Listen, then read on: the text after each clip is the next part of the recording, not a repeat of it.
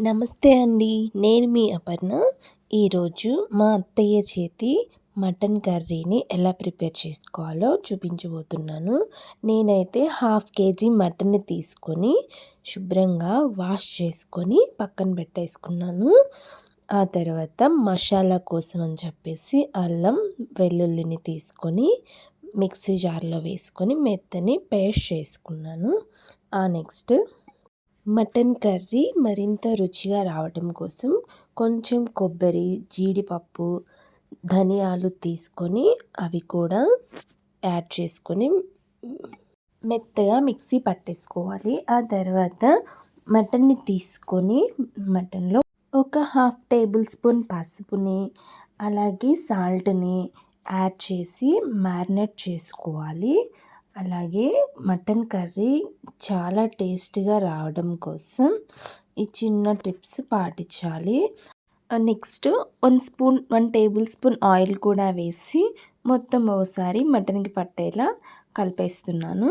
ఇప్పుడైతే stove on చేసి cooker తీసుకొని లవంగాలు, యాలకులు, బిర్యానీ ఆకు, స్టార్ పువ్వు అన్నీ వేసుకోవాలి. అవి కొంచెం దూరగా వేగిన తర్వాత పచ్చిమిర్చి, టమాటాలు, ఆనియన్స్‌ని కూడా యాడ్ చేసుకోవాలి. ఇవన్నీ యాడ్ చేసుకోవడం వల్ల మటన్‌కి చాలా టేస్ట్ వస్తుంది. చాలా గ్రేవీగా వస్తుంది.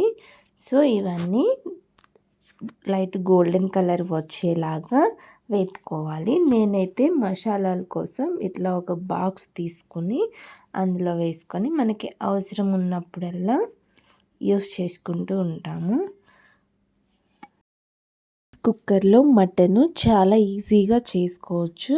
మీరు ఫస్ట్ టైం చేసినా కూడా చాలా టేస్టీగా, చాలా గ్రేవీగా వస్తుంది.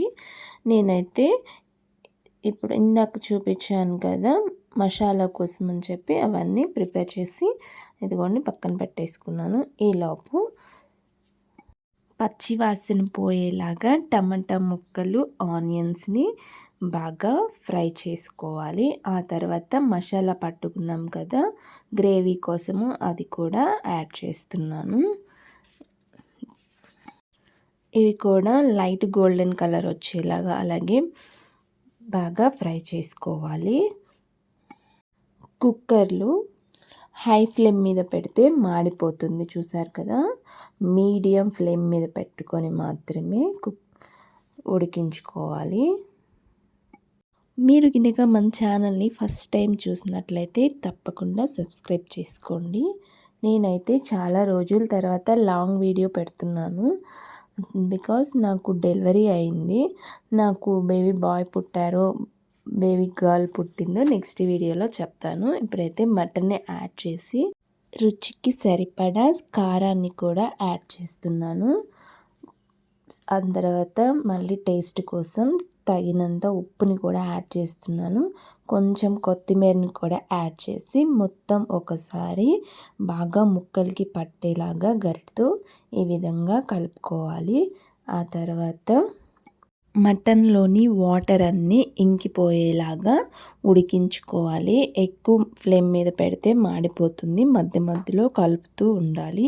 ఇప్పుడైతే మసాలా కోసమని ధనియాలు తీసుకొని లైట్గా వేయించుకోవాలి.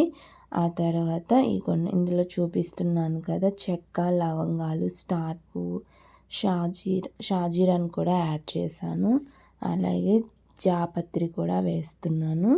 ఇవన్నీ కూడా ధనియాల్లో వేసి లైట్గా దోరగా వేయించుకోవాలి. ఆ తర్వాత చల్లారిన తర్వాత పొడిగా పెట్టుకొని పక్కన పెట్టేసుకోవాలి. చెప్పాను కదా, అడుగంటిపోతుంది కదా, మధ్య మధ్యలో మటన్ని కూడా కలుపుకుంటూ ఉండాలి. ఇప్పుడైతే వేడైపోయినాయి. ఇవి చల్లారిన తర్వాత మిక్సీ పట్టుకొని పొడి చేసి పక్కన పెట్టుకోవాలి. నేనైతే మీట్ మసాలా ప్యాకెట్ నుంచి ఏమీ వేయటం లేదు. ఇలా ఇంట్లోనే ప్రిపేర్ చేసుకొని వేస్తున్నాను. చల్లారిన తర్వాత ఈ విధంగా పొడి పట్టేసుకొని డబ్బాకు పెట్టుకొని మనకి అవసరం వచ్చినప్పుడల్లా ఒక స్పూన్ అట్లా యూస్ చేసుకోవచ్చు. ఇప్పుడైతే ఒక హాఫ్ టేబుల్ స్పూన్ జీరా పౌడరు, కొంచెం మిరియాల పౌడరు, ఒక స్పూన్ ధనియా పౌడర్ని యాడ్ చేసి మటన్కి మొత్తం పట్టేలా యాడ్ చేస్తున్నాను. ఆ తర్వాత ఒక గ్లాసున్నర వాటర్ని కూడా తీసుకొని మటన్లో యాడ్ చేస్తున్నాను. యాడ్ చేసి మొత్తం ఒకసారి కలిపి తర్వాత కొత్తిమీర చల్లుకొని 7-8 విజిల్ వచ్చేలాగా రైస్ కుక్కర్ని పెట్టేసుకోవాలి. ఆ తర్వాత మటన్ మెత్తగా ఉడికిపోతుంది.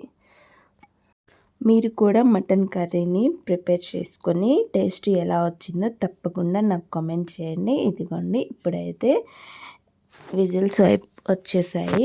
మటన్ కర్రీ రెడీ అయిపోయింది. ఫైనల్గా కొత్తిమీరతో గార్నిష్ చేసుకొని గనుక వేడి వేడి అన్నంలో తింటే ఈ మటన్ కర్రీ చాలా రుచిగా ఉంటుంది. తప్పకుండా మీరు కూడా ట్రై చేయండి. ఇప్పుడైతే మన ఛానల్ని సబ్స్క్రైబ్ చేసుకోండి. Thank you for